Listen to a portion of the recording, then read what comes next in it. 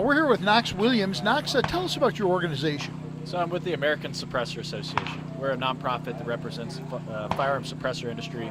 We go around advocating for pro-suppressor reform across the country. Television has done a lot to make this a difficult job, I assume. Can you just explain a little bit what a suppressor is and more importantly, maybe what it isn't?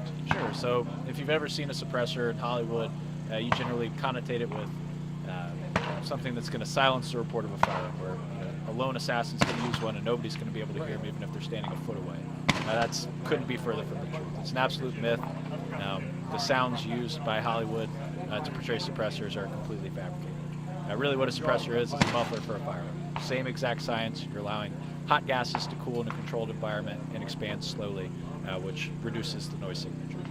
And why is it that we would even want to have suppressors? What's the point? Guns are loud.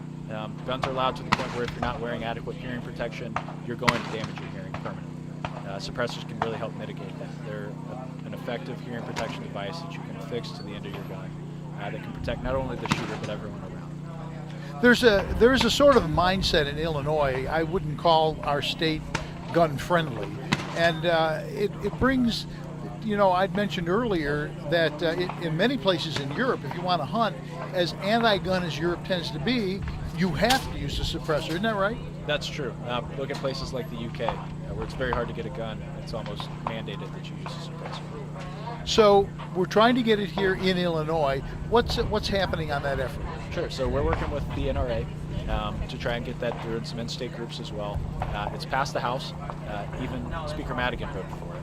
Right now, what we need is for Senator Colton to allow us to get it to a vote. I think we've got the votes. We've spoken with Governor Rauner personally, and he's told us that if it hits his desk, he's going to sign it. So right now, all we need to do is get it through the Senate and get it down to a full vote.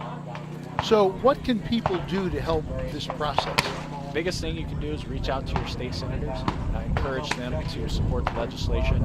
The more folks that reach out, the more likely it's going to be that we're going to get this right. And tell folks how they can get a hold of you if they need to. We've got a website, www.americansuppressorassociation.com. Call your local state representative or senator. It's time for Illinois to have suppressors.